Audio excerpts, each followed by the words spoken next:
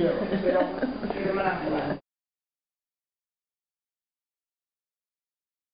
Oh gosh. We don't get a whole lot. It just depends on... Yeah. I mean, sometimes we wouldn't know. If you send an email, we wouldn't know whether, unless you identified yourself as a student, we wouldn't necessarily know whether you're 50 years old or 5 years old. And sometimes the 5-year-old letters make more sense than the typical week, and I'm not sure that anything's typical, but I'll just tell you what happened this week.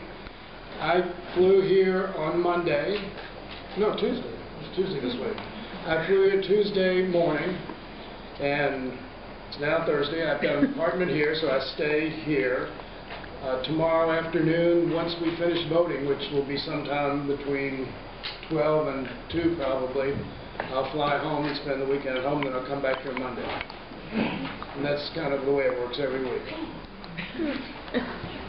And I have it pretty easy because, as you know, I have an hour-and-a-half flight, that's it, back and forth. There's some members who commute back and forth to California or Oregon or Nebraska, and they have it a lot worse than I do.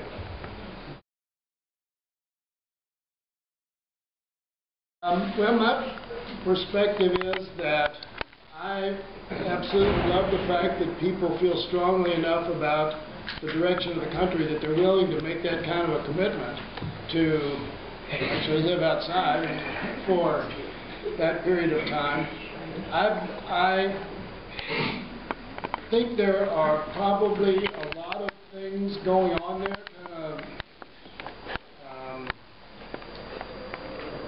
I don't want to say psychologically because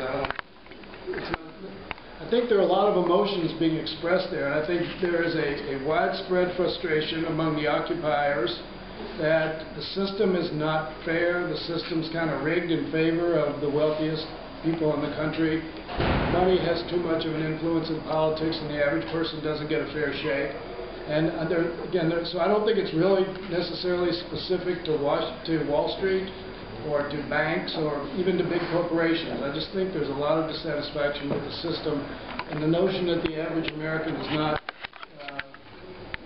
is basically there's not a level playing field in the country, and that the American dream is really not available to an awful lot of people.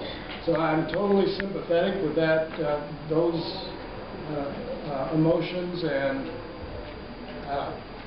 hope that Occupy movement spreads in a way that becomes very active in the elections and in politics, because ultimately that's going to be the expression of the way our system works. That's the way things change.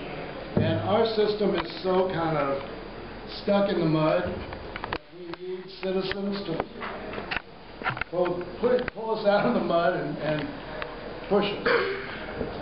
Otherwise, inertia will take over. But anyway, I think it's a fascinating movement. I think it's raised a lot of the really important questions that the country is going to have to answer.